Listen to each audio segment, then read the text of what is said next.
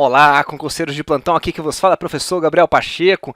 E até que enfim, né, gente, tivemos aí o lançamento do nosso edital do TCE Rio de Janeiro. Lembro que eu comecei a gravar cursos 2020, né, gente, claro. Lembro que eu comecei a gravar alguns cursos para esse concurso aqui, para o cargo 4, o cargo específico de tecnologia da informação, em abril ou março do ano passado, para você ter uma ideia. De lá para cá a galera veio evoluindo, até que enfim saiu o nosso respectivo edital. Bacana? E eu estou aqui hoje justamente para poder apresentar-lhes o nosso curso de reta final em exercícios. Não vai ser simplesmente um curso de reta final em exercícios, mas sim também um curso focado em revisão completa mesmo, ó lá. Revisão completa dos principais tópicos cobrados pela nossa banca CESP, ok? Dos principais tópicos cobrados pela banca CESP, tem que ficar bem clara, tudo bem, gente? E essa revisão completa, daí sim, vai ser adicionado dos nossos exercícios. Por quê? Eu sei que esse conteúdo aqui não é um conteúdo comum a todos que estudam para concursos públicos, tá bom? O nosso conteúdo aqui, ó, em cima de análise de informações e de dados não é um conteúdo comum a todos os concurseiros, inclusive algumas pessoas que eu conheço possuem dificuldade de aprendizagem, algo que a gente vai com certeza matar, né, detonar aqui no decorrer desse curso, tá bom? Então não adiantaria eu simplesmente enfiar na cabeça de vocês uma reta final em exercícios sem recorrer de alguma forma a uma revisão. Tá joia? Essa revisão, inclusive, para quê? Não só para as pessoas lembrarem, mas para as pessoas que nunca tiveram contato com o conteúdo, também terem acesso à parte de definições, aos conceitos que a nossa banca CESP vem trabalhando aí no decorrer do período. Claramente, vocês vão ver que esse nosso conteúdo aqui é puro banco de dados, tá joia? Puro banco de dados, entendeu? E dependendo do cargo que tu vai trabalhar, nós teremos também aqui o quê? A utilização conceitual de Excel e do Calc, porque o avaliador não deixou muito claro quando ele falou sobre planilhas dentro do conteúdo específico dos cargos 2 e 4. Bacana? Tanto que eu vou explicar isso para vocês aqui daqui a pouquinho, porque vocês vão ver que de forma bem interessante, né? A parte de conhecimentos básicos aqui do nosso edital está dentro do quê? Do conteúdo específico dos cargos 2 e 4. Ó, pessoal, para Pacheco, é sério? É sério, gente, vocês vão ver tá aqui dentro, sim senhores.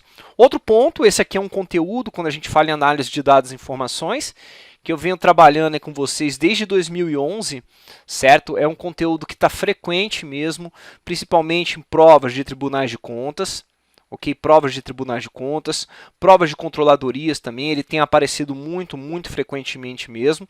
Provas de ISS, provas de secretarias de fazenda, ou seja, provas de uma forma geral aí que você vem trabalhando em relação a fiscos, a parte fiscal.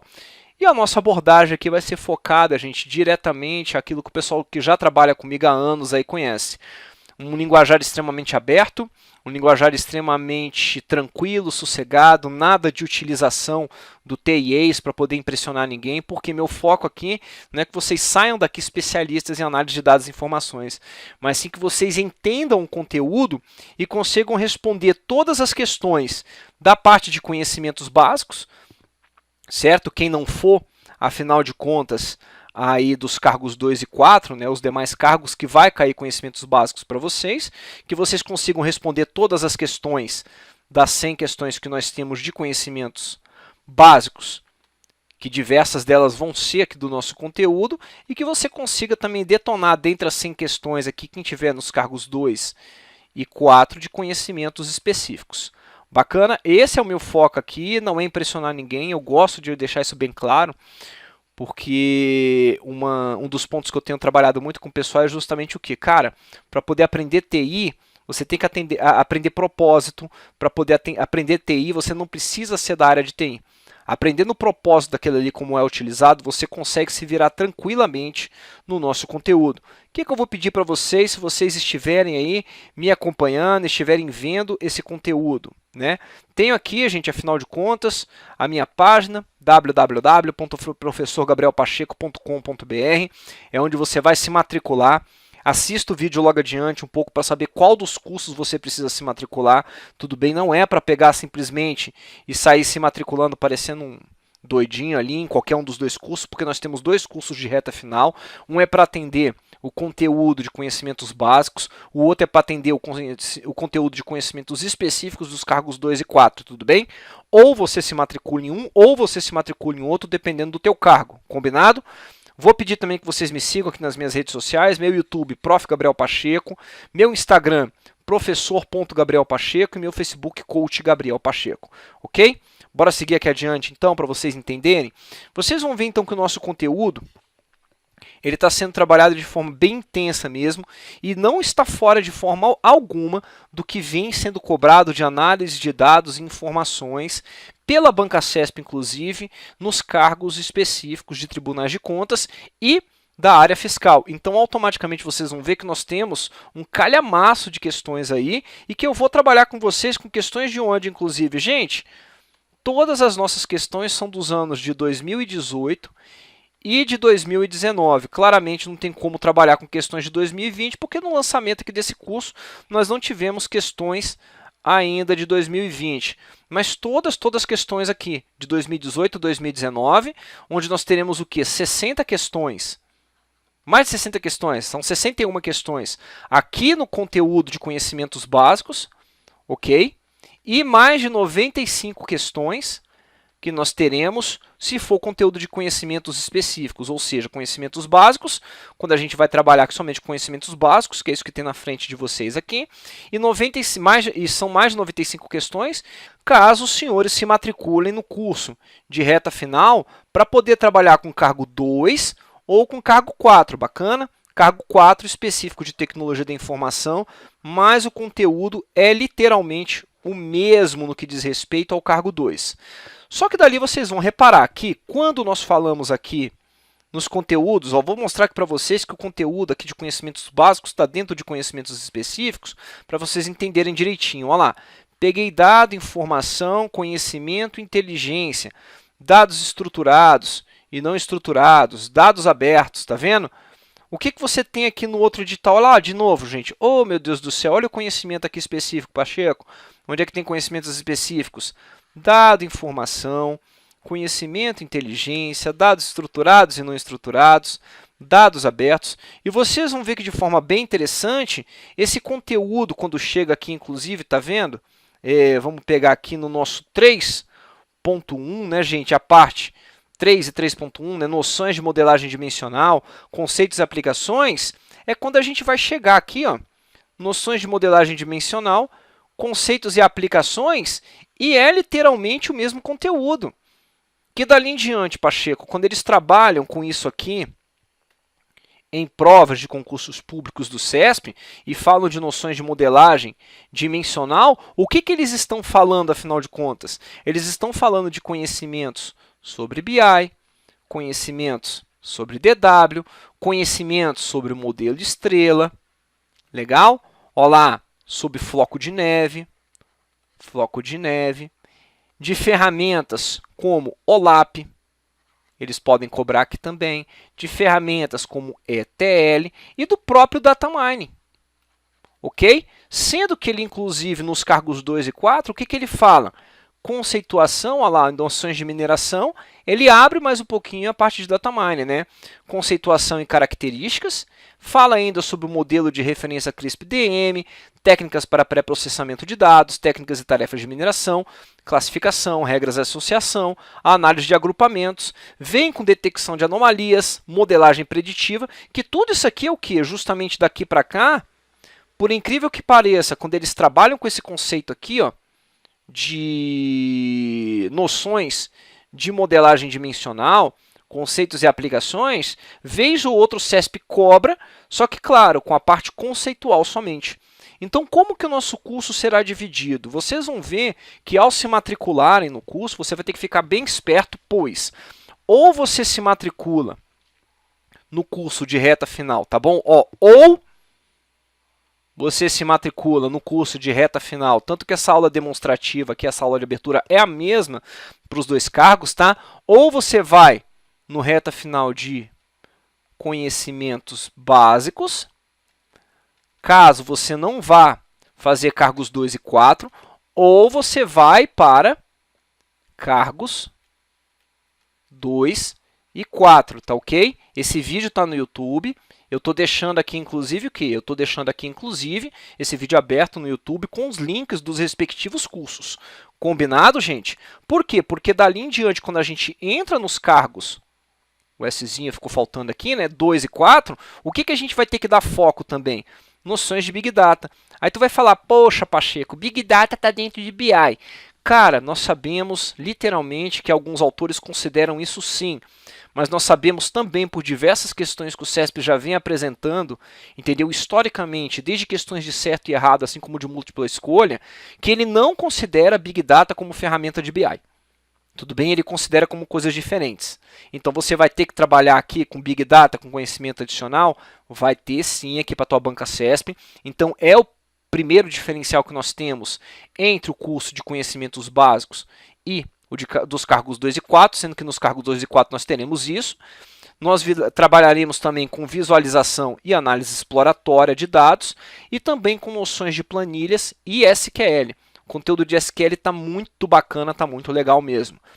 Nosso compromisso é que todas as aulas estejam disponíveis até o dia 30/1, aqui ó, até o dia 30/1, tá joia? De 2020, todo o conteúdo disponível. O curso também ele vai constar do quê? Tanto de conhecimentos básicos, vou dar uma limpadinha na tela aqui, tá bom, gente? Olha lá, apagar todos os slides. Tanto de conhecimentos básicos quanto de conhecimentos específicos, fora as questões aqui, mais de 60, aqui mais de 95. Ambos os cursos terão mais 40 questões inéditas.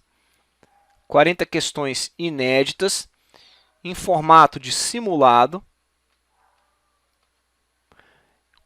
completamente comentado em vídeo. Bacana? É isso aí.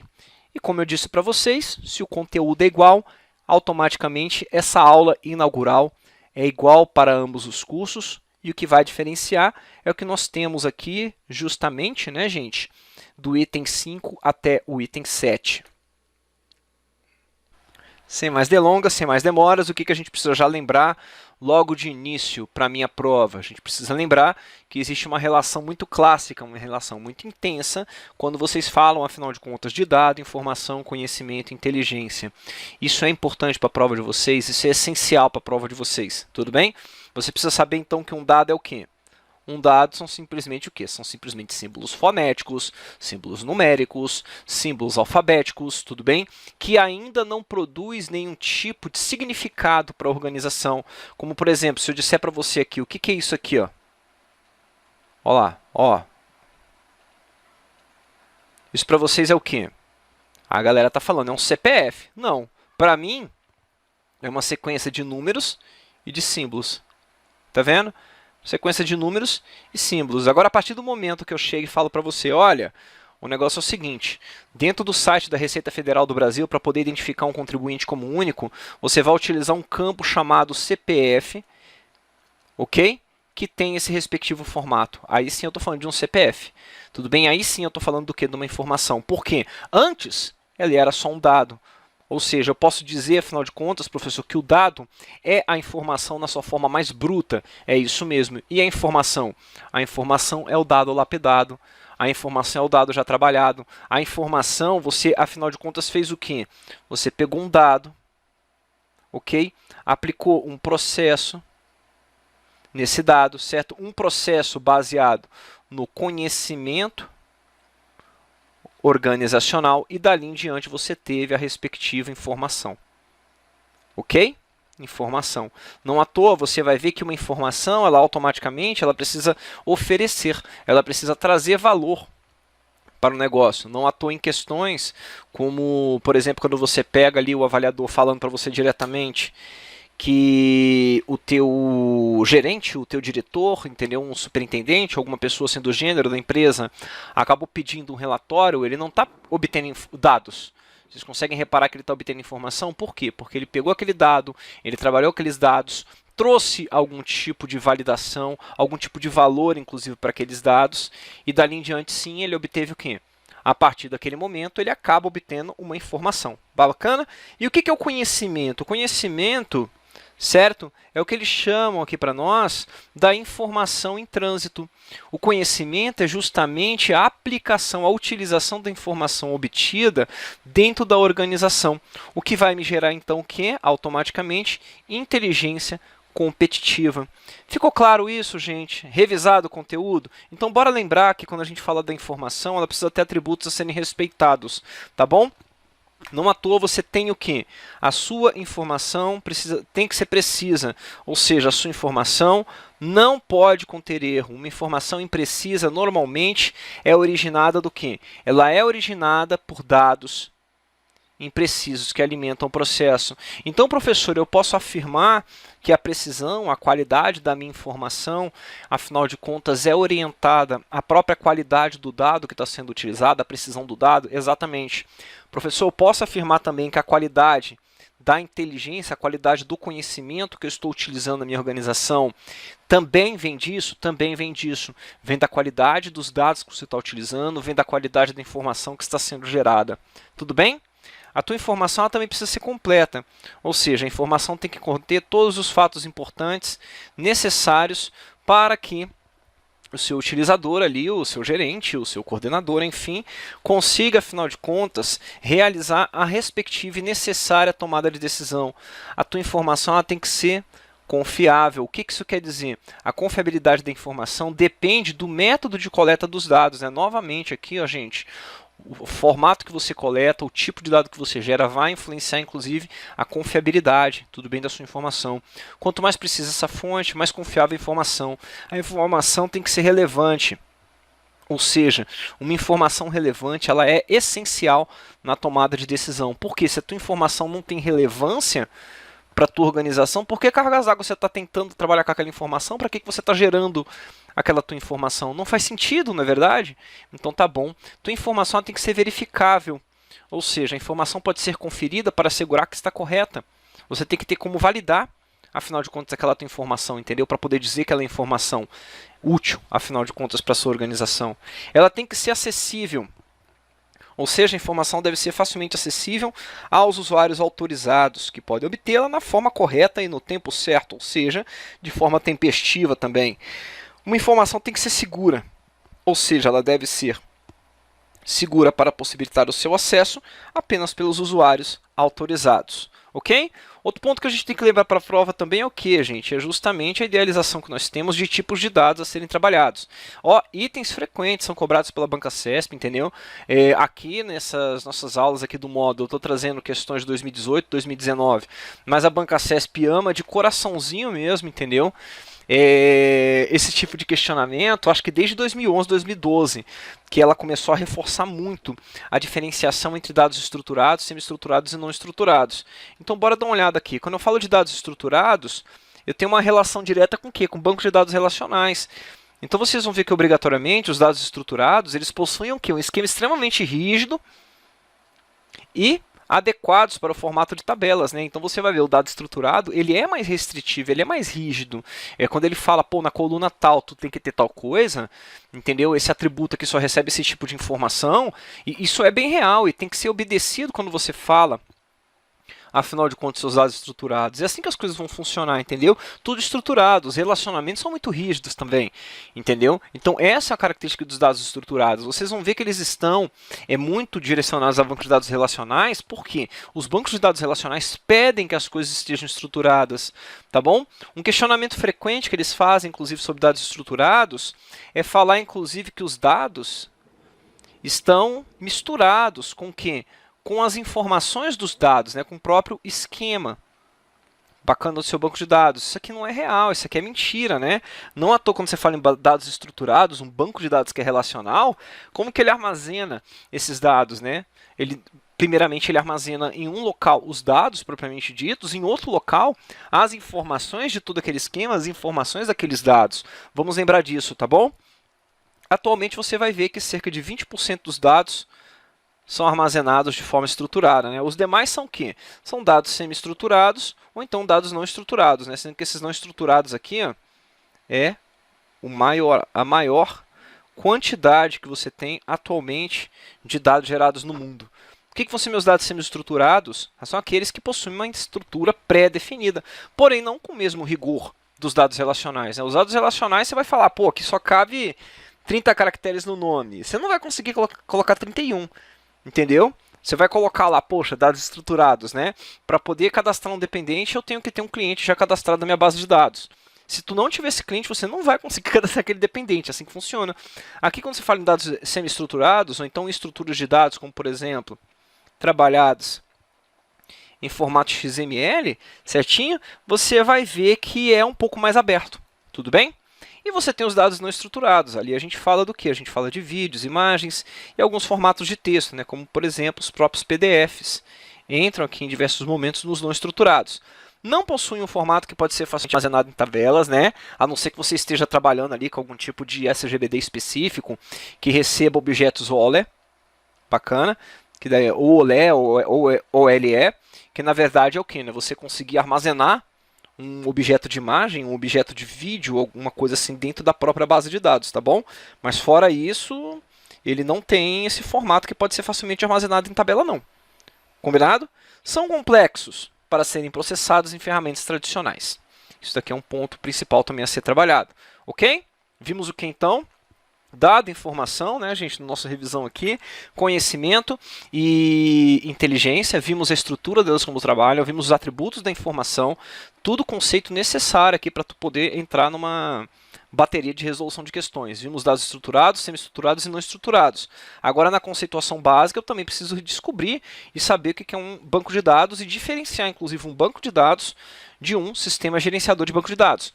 Um banco de dados, essa definição aqui do Date, eu gosto mais, tá bom? Do que do Osmar e Navat. Mesmo que eu utilize a Osmar e Navat aqui como referência bibliográfica nos meus cursos, mas essa definição do Date aqui ela é mais gostosa de trabalhar. Ó. A coleção de dados persistentes e relacionados, tudo bem, entre si, que são utilizados pelas aplicações de uma determinada organização. O que isso quer dizer? Né? Quer dizer o seguinte, os dados persistentes, eles são o que então? Eles são dados que foram realmente gravados, que estão efetivamente gravados na sua base de dados, entendeu? Que já estão no teu HD. Tanto que o que vai fundamentar para mim uma transação como realmente efetivada é o fato de, exatamente, dessa informação, né, desse conteúdo já estar gravado, já estar armazenado. Entenderam como é que funciona? Então, isso é o que vai me dizer, inclusive, que a transação foi realizada. Automaticamente, quando você fala em banco de dados, o Date traz essa característica bem interessante, né? Que é o fato do que os dados estão realmente gravados. Você pode voltar no futuro ali, inclusive, e pesquisar aqueles dados. Pegou isso? Legal, então. E quando a gente fala relacionados entre si, é por quê? Porque eles possuem relacionamentos entre eles, esses dados. Tranquilo? Essa é uma definição de um banco de dados, gente. Tranquilo? Ok? Bacana, professor. Quais características que nós temos dentro de uma abordagem de banco de dados tradicional? Primeiro, natureza de autodescrição de um sistema de banco de dados. Você vai ver que, obrigatoriamente, todos os bancos de dados que eu for trabalhar, eles precisam ter um catálogo do SGBD. Catálogo do SGBD que me traz o dicionário de dados, lembre-se disso, né? Olha lá, dicionário de dados. O dicionário de dados é o quê? São justamente as informações que me descrevem o que são aqueles dados que estão sendo trabalhados, tudo bem? E automaticamente você tem aqui também no teu catálogo boa pegada dos seus metadados. Levem isso para a prova, que é um termo também que é cobrado frequentemente em prova de concurso público. Outra característica da abordagem de banco de dados que nós temos é isolamento entre programas e dados e abstração de dados. Como assim? Como é que isso funciona, Pachecão? Me explica esse negócio direito aí. Quando a gente fala do isolamento de programas e dados, vocês vão ver que obrigatoriamente quando você trabalha em uma abordagem de banco de dados, os dados não podem estar misturados, tudo bem, aos comandos que são apresentados como dos seus programas, né? Vocês vão ver como, por exemplo, se você pega aí o teu Excel para ele poder funcionar, certinho, você vai ver que claramente em um local você tem o programa, que é o programa ali, que trabalha nas suas planilhas e tudo mais, entendeu? E em um outro local você tem o armazenamento dos dados que fazem com que aquele programa funcione, né? Então isso é bem interessante vocês levarem em consideração, assim como o sistema teu aí de declaração do imposto de renda, né? Vocês vão ver que na declaração do imposto de renda você tem o quê? Você vai ter o aplicativo, não é isso lá, o ReceitaNet, alguma coisa ali, esqueci o nome dele, né? Mas, enfim, você vai ter um local ali específico, o teu programa, e dali, daquele teu programa, você vai ter o quê? Você vai ter os dados que alimentam aquele programa sendo colocado de alguma forma. Você tem também suporte a múltiplas visões de dados, né? Como um banco de dados tem muitos usuários e cada um podendo ter uma visão diferenciada do banco de dados, uma visão pode ser o quê? Um subconjunto ou conter dado virtual que é derivado do banco de dados. E o usuário não precisa saber os dados que estão armazenados, né? A ideia de você ter simplesmente o quê? No mesmo banco de dados, você conseguir atender as mais diversas visões externas que os mais diversos tipos de clientes ali do seu sistema querem verificar se ela existe, como que ela existe, o que está armazenado ali dentro ou não. Valeu? Compartilhamento de dados e processamento de transação multiusuário, né? Ou seja, um SGBD, ou um banco de dados também, né? De uma forma geral. Quando ele é dito multiusuário, ele precisa permitir que vários usuários acessem o banco de dados ao mesmo tempo, senão não faria sentido você ter um banco de dados, né? Imagina, eu vou acessar o banco de dados, não, só um pode acessar, tá bom? As outras 1000 pessoas ali que querem acessar não podem acessar enquanto o primeiro estiver acessando. Não faria nem sentido, né não, gente? Ok? Pegaram? Joia. Isso daqui cai em prova também, e o CESP adora esse tipo de questionamento. E o meu SGBD, o que é isso, Pacheco? O SGBD ele vai diferenciar do banco de dados, porque o banco de dados é aquilo que você tem armazenado, né? É o banco de dados mesmo, são os dados onde eles estão armazenados. Quando você fala de um SGBD, um sistema gerenciador de banco de dados, é quando você pega, afinal de contas, um monte de arquivos e programas interrelacionados que vão permitem ao usuário o acesso para consulta e alteração desses dados, né? Então, quando você pega ali aqueles programas, quando você pega para poder, afinal de contas, trabalhar ali com a tua estrutura, com o teu banco de dados, para poder manipular o teu banco de dados, para poder inserir dados, para poder inserir uma nova tabela, inserir um novo campo, ali a gente tem que lembrar, então, né, que nós estamos falando do quê? Agora você está falando do sistema gerenciador de banco de dados. Bacana? Aqui, pelo nosso Masri e Navat, vai dizer que a coleção de programas que possibilita aos usuários criar e manter um banco de dados, né? Uma definição bem mais simples, mas que deixa muito claro aí, né, as coisas que nós temos, né? Ou seja, se você tem um banco de dados onde as coisas estão armazenadas, você precisa do software para poder gerenciar esse negócio. Esse software é, afinal de contas, o nosso SGBD. Algo que fica muito mais claro quando a gente olha aqui, essa imagem, né? Essa imagem aqui, inclusive, é do livro do Navat, tá? Olha lá, sistema, que você tem os usuários e programadores que vão fazer o quê, né? Vão acessar os programas de aplicação e consultas, onde você vai ter aqui, afinal de contas, um sistema de banco de dados. Esse sistema de banco de dados vai ter, afinal de contas, o seu software do sistema gerenciador de banco de dados, que possui o quê? Software para processar consultas e programas e um software para acessar dados armazenados. Beleza? Olha o que eu falei para vocês. Em um lado, você vai ter a definição do dado, do banco de dados armazenado, que são seus metadados, não foi isso que o professor falou também anteriormente. E aqui tu vai ter o quê? O próprio banco de dados armazenados, que aqui sim, é assim, nesse daqui, nesse lado de cá, é onde estão os dados. Aqui, nós temos o quê? As informações referentes ao banco de dados, as informações referentes aos dados. Pegaram isso? Legal? Então, bora para uma outra definição aqui, que é a definição de transação, tá bom? Isso aqui, gente, tudo que eu estou passando aqui para vocês agora, mesmo que seja nessa característica de revisão, né, são conhecimentos fundamentais necessários para que você tenha o mínimo de aproveitamento, tudo bem? Em relação à resolução das suas questões na prova. Tudo de forma muito assertiva, direta, né? Eu estou falando o seguinte, você tem que saber isso e aquilo, e ali tu vai ter que correr atrás de saber isso aqui que eu estou apresentando, porque acompanhando a banca CESP, ela tem esse comportamento de cobrar o conteúdo que eu estou trazendo para vocês. Tudo bem? E vou sempre reforçar, tudo de forma muito assertiva. O que é uma transação? A transação é um conjunto de procedimentos executados no banco de dados, que o usuário percebe como uma única ação, né? Então você pegou e realizou alguma coisa ali no seu banco de dados. Você alterou um dado, alterou o nome de um professor ali num curso que está cadastrado. Não é mais Gabriel Pacheco, colocou Gabriel Ferreira Pacheco. Então o que é nesse exato momento? Isso é uma transação. Você chegou ali e apagou o registro do banco de dados, afinal de contas, do professor Gabriel Pacheco. O que vai acontecer? A partir do momento que você apagou o registro ali do professor Gabriel Pacheco, você fez também uma transação. Só que para que essas transações, certo? Elas realmente sejam consideradas como transações reais, elas têm que obedecer a 4 propriedades, tudo bem? Atomicidade, consistência, isolamento e durabilidade. Vamos ver cada uma delas, por quê? Como que o CESP gosta de cobrar isso aqui? Nos anos anteriores, eles cobraram muito mesmo, o conceito de transação. De um tempo para cá, eles estão dando uma aliviada, mas Fiquem espertos aí. Primeiro ponto, tem que saber o que é atomicidade. Todas as ações que compõem a unidade de trabalho da transação devem ser concluídas com sucesso para que seja efetivada. Se durante a transação qualquer ação que constitui unidade de trabalho falhar, a transação inteira deve ser desfeita, né? Isso aqui, para mim, é que justamente me traz a ideia da atomicidade. Por quê? O que é um átomo? Isso mesmo, um átomo é uma partícula indivisível, né? Então, se eu estou falando para você que uma transação tem que ter atomicidade, essa transação ela não pode ser particionada em diversos outros pedaços, concordam? Por quê? Porque se por um acaso falhar aquele momento da sua transação sendo realizada, você que tem que obrigatoriamente ter a capacidade de fazer o quê? Retornar ao que era antes de você iniciar aquela transação. Entendeu como? Consistência. Aqui, ó, nossa segunda propriedade. Consistência. Todas as regras e restrições definidas no banco de dados devem ser obedecidas. Regras e restrições obedecidas, né? Isso aqui para mim é o cerne, né? É o miolo, literalmente, aqui da questão a ser trabalhada, né? Ou seja, relacionamentos por chaves estrangeiras, checagem de valores para campos restritos ou únicos devem ser obedecidos para que uma transação possa ser completada com sucesso.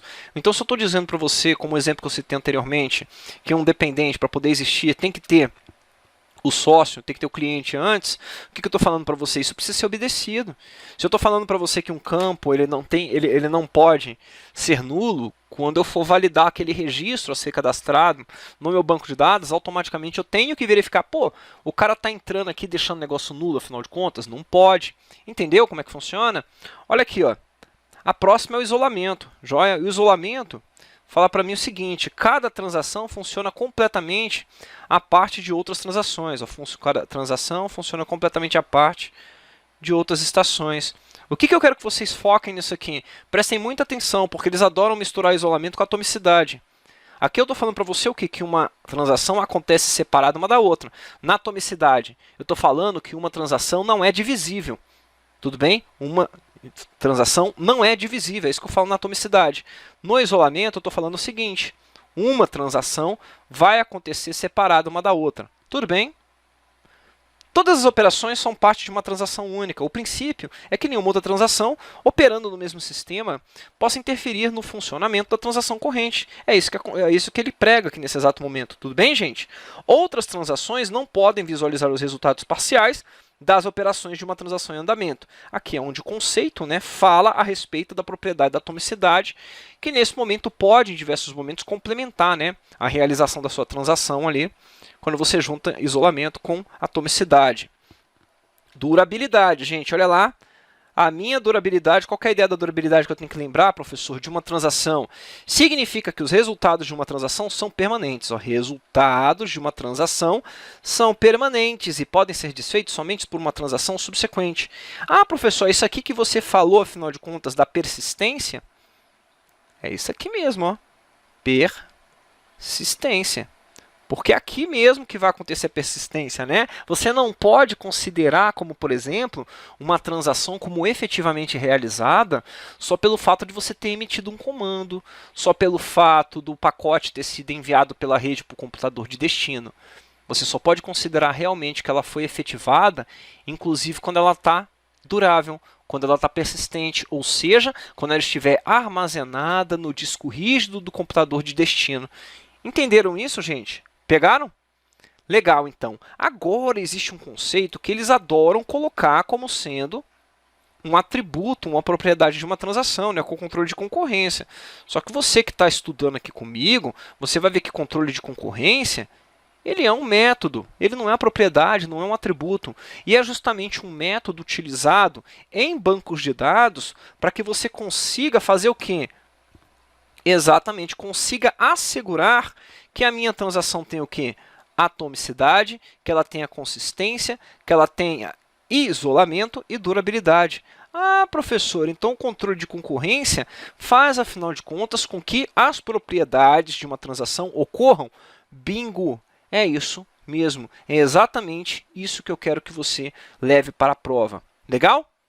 Continuando aqui mais um pouquinho, agora para poder finalizar inclusive essa nossa parte de conceituação básica, você tem que ir para a tua prova também. Sabendo aqui, gente, lembrando claramente o que é um esquema e o que é uma instância. Legal? O que é o esquema? O esquema, gente, eu gostaria que você imaginasse o seguinte, tu vai pegar teu banco de dados, né? Aí ele tem ali uma tabela aqui, ó, vou colocar uma tabela tal aqui, ó, bacana, para a gente poder lembrar a tabela cliente, uma tabela aqui também chamada dependente, joia?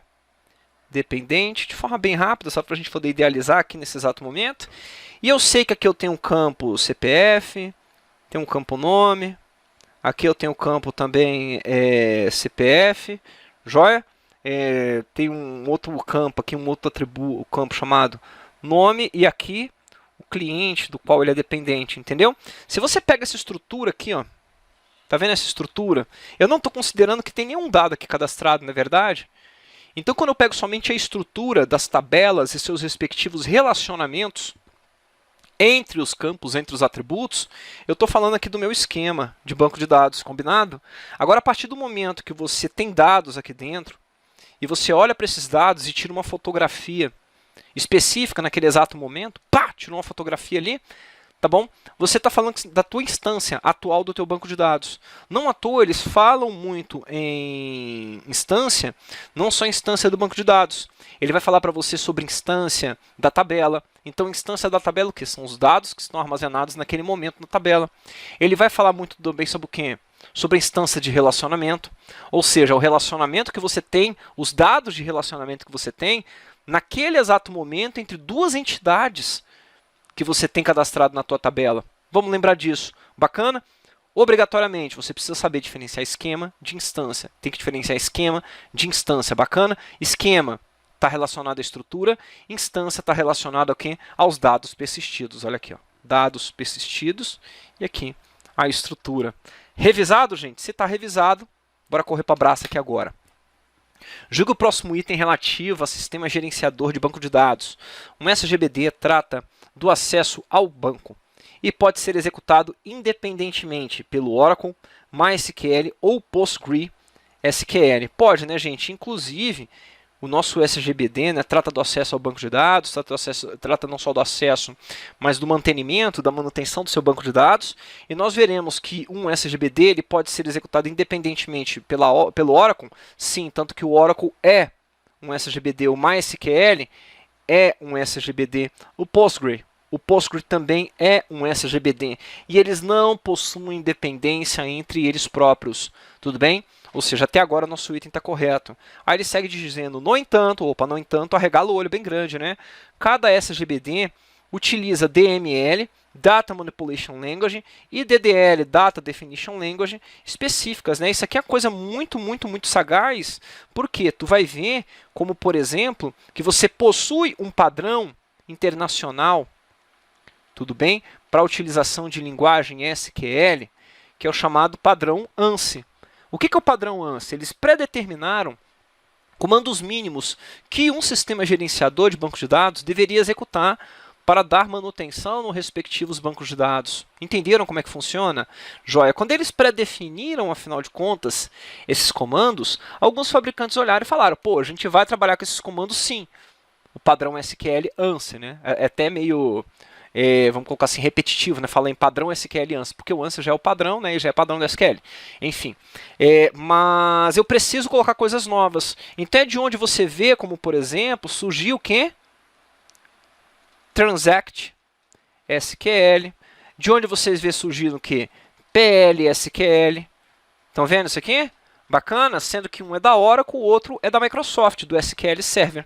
Legal? Então, esse item aqui, o que vai acontecer? Ele ainda me coloca que o DML, Data Manipulation Language, e DTL, são específicas de cada um deles? Sim, são específicas de cada um deles, por conta dessas características fundamentais e muito pontuais. E o que é o DML, professor? O DML é um tipo de linguagem que você vai utilizar do SQL, tudo bem? Para quê? Justamente para que você trabalhe nos dados, para que você manipule os dados. Ou seja, o DML ele vai trabalhar obrigatoriamente onde? Vai trabalhar obrigatoriamente nas instâncias, tudo bem? No que você tem das instâncias, não a instância, mas no que você teria na representação das instâncias, é isso. E o DDL? Se é de definição, eu estou trabalhando em algum momento, em algum lugar do meu esquema, e a gente vai aprofundar isso aqui logo adiante mais um pouquinho. Então, item correto? Sim, item correto. E façam todas as anotações necessárias, tá? Complemente aqui, inclusive, essa lista de respectivos SGBDs que você tem, inclusive com o nome SQL Server, que é um SGBD que eles gostam de colocar na prova também. Bastante conhecimento, gente, legal, em cima de um mesmo item? Então tá bom, bora resolver mais um então. Fundação Universidade de Brasília, o que ele me traz? Um esquema de banco de dados geralmente agrupa e apresenta as diferentes tabelas, seus campos e o relacionamento entre elas e outras tabelas. É isso mesmo que o esquema vai trazer, né, gente?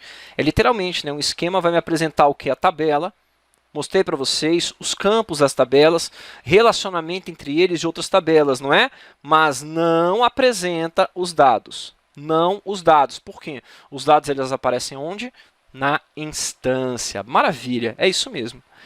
Seguindo mais um pouquinho, novamente FUB aí, né, gente, técnico de TI 2018, julgue o item seguinte a respeito de sistemas de gerenciamento de banco de dados.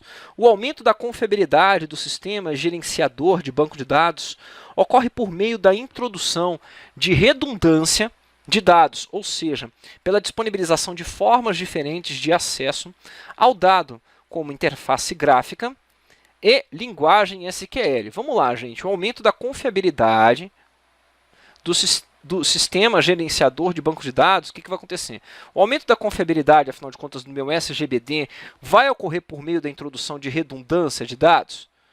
Pode ocorrer pelo meio da introdução da redundância de dados. Pode ocorrer.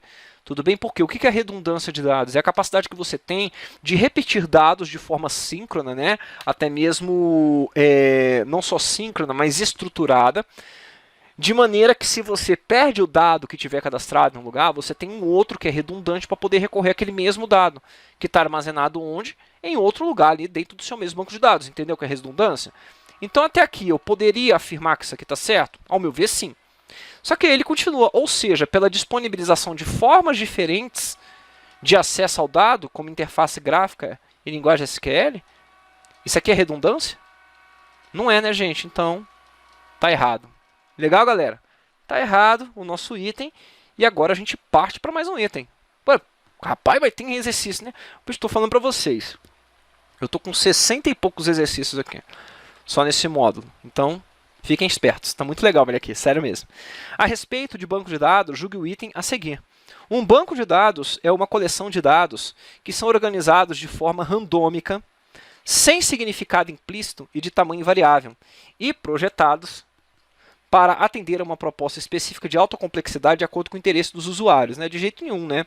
Um banco de dados, primeiro ponto, ele não tem que são organizados de forma randômica. Né? São organizados em tabelas, né? Inclusive, não é? Sem significado implícito e tamanho variável, né? Desde quando? De jeito nenhum, né? Tanto que está em tabela, seu banco de dados, ele está estruturado, não é? E os dados, inclusive, possuem regras de relacionamento, né? E são persistentes. E dali ele continua, né? E projetados para atender a uma proposta específica de alta complexidade de acordo com o interesse dos usuários, né? Não, na verdade, eles são projetados para quê? Para atender uma proposta específica, não, né? Uma proposta de armazenamento. Então, isso aqui torna errado também o nosso item. Número 4, tá errado aí, né, gente? CGM de João Pessoa, Paraíba, né? Uma cidade ótima, viu, de se morar, inclusive, tá bom, gente? Eu não conheço, mas diversas pessoas elogiam bastante a cidade. Com relação a banco de dados, julgue o item seguinte. Após um banco de dados ser criado, o administrador executa uma série de tarefas para dar permissão de acesso aos usuários, que necessitam ler e gravar informações na base de dados. A responsabilidade de gerir os acessos ao banco de dados é do sistema gerenciador de banco de dados? Exatamente, né, gente? Inclusive, o nosso sistema gerenciador de banco de dados vai trazer todas as ferramentas necessárias para uma segurança aprimorada de acesso ao meu banco de dados. Perfeito? Agora, existe uma coisa legal que eu quero bater aqui com vocês. Ó. Existe o meu administrador de banco de dados, chamado de DBA. Existe o meu AD, o meu administrador de dados. Isso aqui são dois conceitos que frequentemente eles vão cobrar em prova, tá bom? Então, se ele estiver falando aqui ó, de permissão de acesso, se ele estiver falando aqui sobre segurança do banco de dados, é o DBA que faz isso, tá bom? O meu AD ele faz o quê? Ele mexe na estrutura e definição, olha lá. do banco de dados. Fechou, gente? Então, esse item aqui está correto. Eu vou parando por aqui, daqui a pouco eu volto. Um grande abraço. Vai.